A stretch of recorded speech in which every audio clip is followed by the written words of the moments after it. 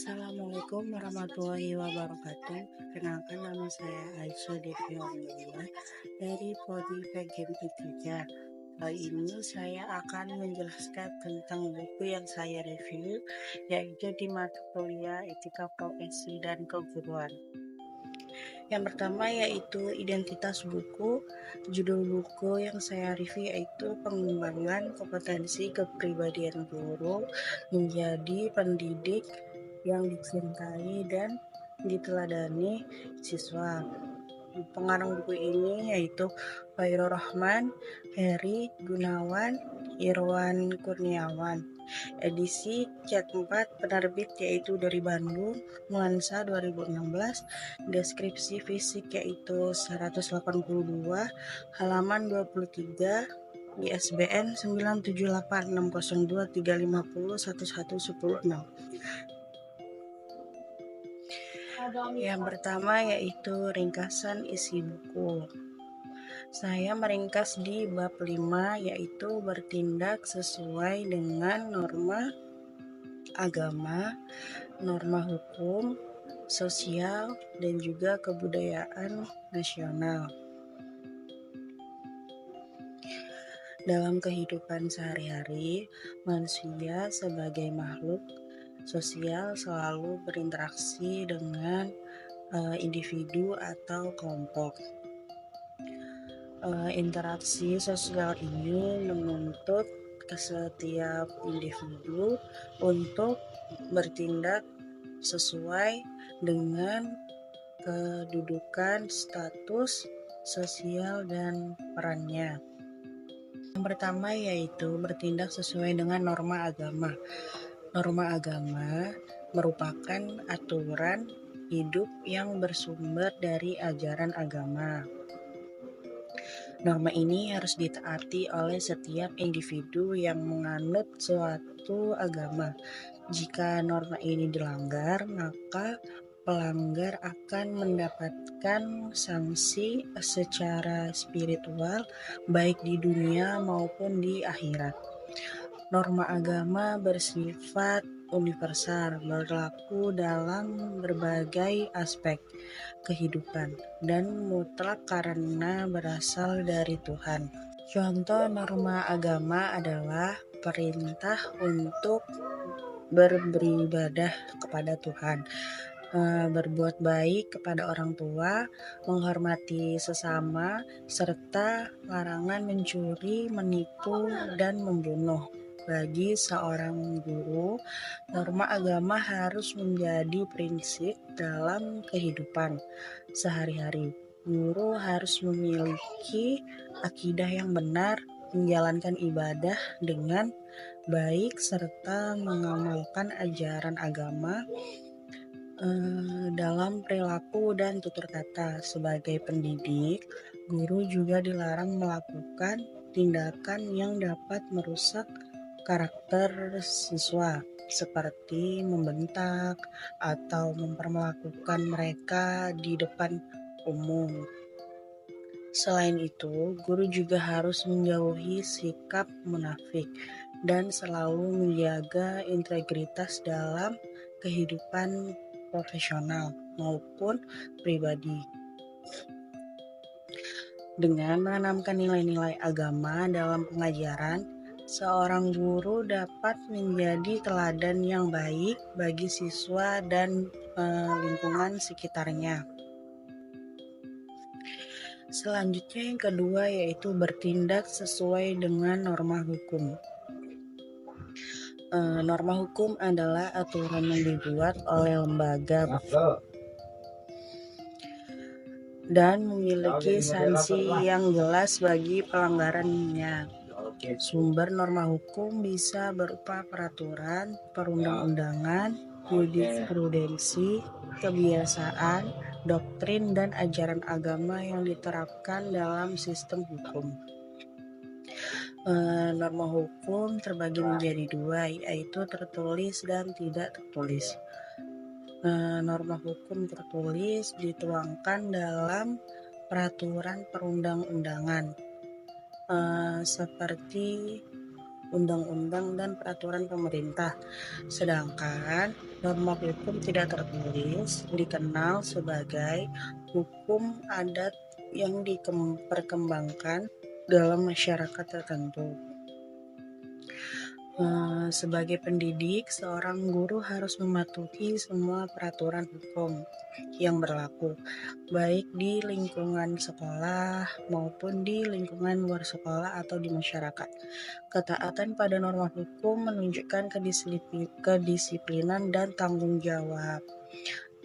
Di sini ada beberapa contoh sederhana. Yang pertama yaitu kepatuhan terhadap norma hukum adalah membuang sampah pada tempatnya, berpakaian rapi, menggunakan helm saat berkendara, serta tidak melanggar peraturan lalu lintas.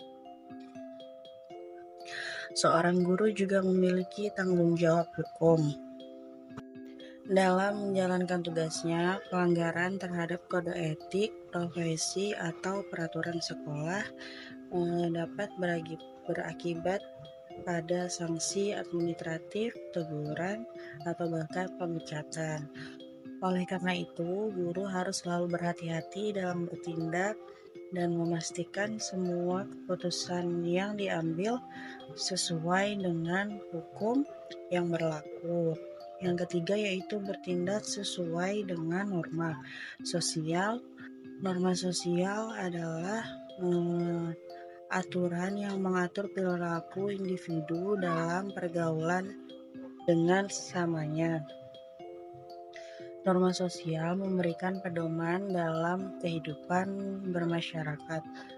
Tujuannya yaitu agar hubungan sosial berjalan dengan harmonis.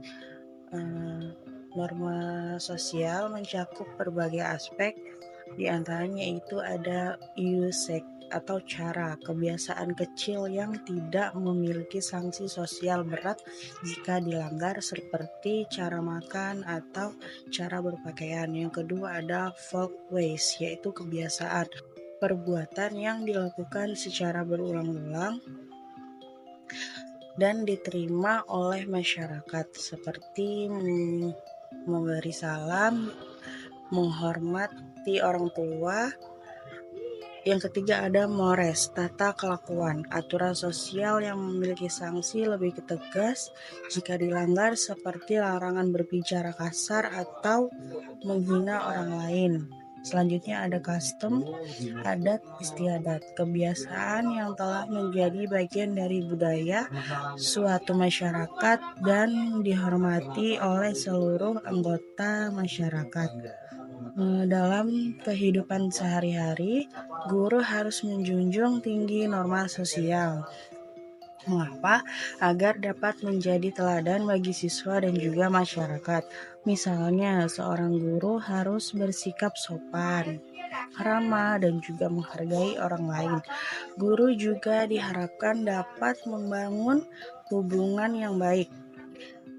Yang dimaksud yaitu yang baik dengan rekan kerja, siswa, orang tua, siswa. Jika seorang guru melanggar norma sosial, misalnya seperti bersikap kasar atau tidak menghormati orang lain, maka ia bisa mendapatkan sanksi sosial seperti teguran atau penguciran dari lingkungan sekitarnya. Yang keempat yaitu bertindak sesuai dengan norma kebudayaan nasional Indonesia. Norma kebudayaan merupakan aturan yang bersumber dari adat istiadat dan budaya yang berkembang dalam masyarakat. Kebudayaan nasional Indonesia terdiri dari berbagai nilai yang diwariskan turun-temurun dan menjadi bagian dari identitas bangsa. Sebagai guru, bagian dari masyarakat memiliki peran penting dalam melestarikan kebudayaan nasional. Hal ini bisa dilakukan dengan mengajarkan nilai-nilai budaya kepada siswa, seperti contohnya yaitu gotong royong, tenggang rasa cinta tanah air. Selain itu, guru juga dapat mengintegrasikan unsur budaya dalam metode pengajaran seperti menggunakan bahasa daerah dalam pembelajaran atau memperkenalkan kesenian tradisional kepada siswa. Dalam kehidupan sehari-hari, guru juga harus menghormati adat istiadat yang berlaku di lingkungan tempatnya mengajar. Menghormati budaya lokal dapat menciptakan hubungan yang harmonis antara guru, siswa, dan masyarakat sekitar. Selanjutnya adalah yang C, analisis kritis. Buku ini menawarkan wawasan yang mendalam mengenai bagaimana seorang guru dapat membentuk kepribadian yang ideal. Tujuannya yaitu menjadi teladan bagi siswa dengan menyoroti berbagai aspek yang harus dimiliki oleh seorang pendidik, termasuk dalam hal moral, etika, dan juga profesionalisme dalam mengajar. Kelebihan buku ini yang pertama yaitu penyajian materi yang sistematis dan komprehensif. Buku ini disusun dengan pendekatan yang sistematis, memudahkan pembaca dalam memahami setiap aspek kepribadian guru. Setiap bab dijelaskan secara runtut, mulai dari konsep dasar hingga aplikasi praktis dalam kehidupan pendidikan. Bab 5 yang membahas tentang pentingnya bertindak sesuai dengan norma agama, hukum, sosial, dan kebudayaan nasional Indonesia. Sangat menekankan pentingnya seorang guru sebagai role model dalam berbagai aspek kehidupan. Yang kedua yaitu pendekatan berbasis nilai dan moralitas. Salah satu keunggulan utama bab 5 ini dalam buku adalah fokus pada nilai-nilai moral dan etika dalam dunia pendidikan. Guru tidak hanya dituntut untuk menguasai materi ajar, tetapi guru juga harus memiliki karakter yang kuat serta mampu memberikan teladan bagi siswa. Buku ini menekankan bahwa kepribadian seorang guru berpengaruh sangat besar terhadap keberhasilan pembelajaran dan pembentukan sebuah karakter peserta didik. Yang ketiga, contoh-contoh konkret dalam dunia pendidikan.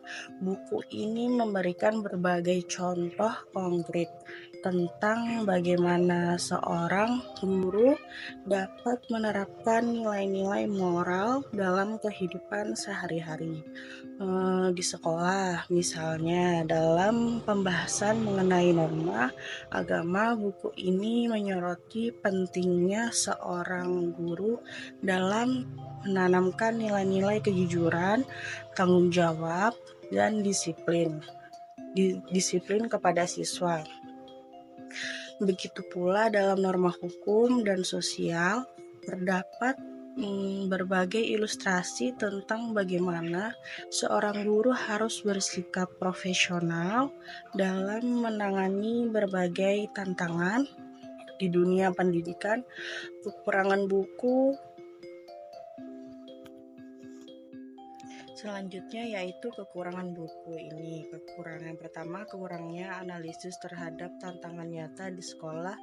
Meskipun buku ini memberikan pemaparan yang jelas mengenai norma-norma yang harus diikuti oleh guru, ada kekurangan dalam hal analisis terhadap tantangan nyata yang dihadapi dalam penerapannya. Buku ini kurang mengulas dilema etis yang sering muncul dalam praktik sehari-hari, seperti bagaimana seorang guru menghadapi perbedaan budaya, peraturan yang terkadang tidak adil, atau tekanan dari lingkungan sekolah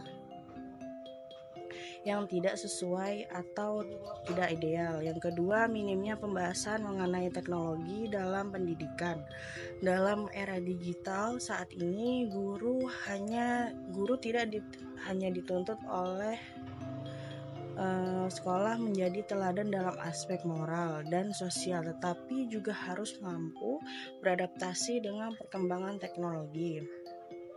Buku ini belum banyak mengupas tentang bagaimana guru dapat menghadapi perubahan nilai sosial akibat kemajuan teknologi dan media sosial.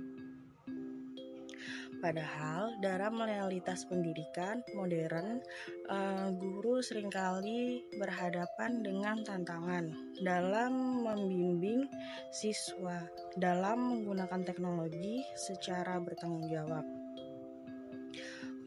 Baik, selanjutnya kesimpulan dari buku bab 5 ini, yaitu buku ini memberikan wawasan yang mendalam mengenai pentingnya peran seorang guru dalam bertindak sesuai dengan norma agama, norma hukum, norma sosial, dan norma kebudayaan nasional Indonesia. Bab 5 juga diberikan pada bagaimana guru harus menjadi teladan bagi siswa dan masyarakat dengan menjunjung tinggi nilai-nilai moral, etika, serta hukum yang berlaku. Buku ini memiliki keunggulan dalam penyajian materi yang sistematis, pendekatan berbasis nilai dan moralitas, serta memberikan contoh konkret dalam dunia pendidikan. Namun, terhadap kekurangan dalam analisis tantangan nyata yang dihadapi guru di lingkungan sekolah serta minimnya pembahasan mengenai peran teknologi dalam pendidikan.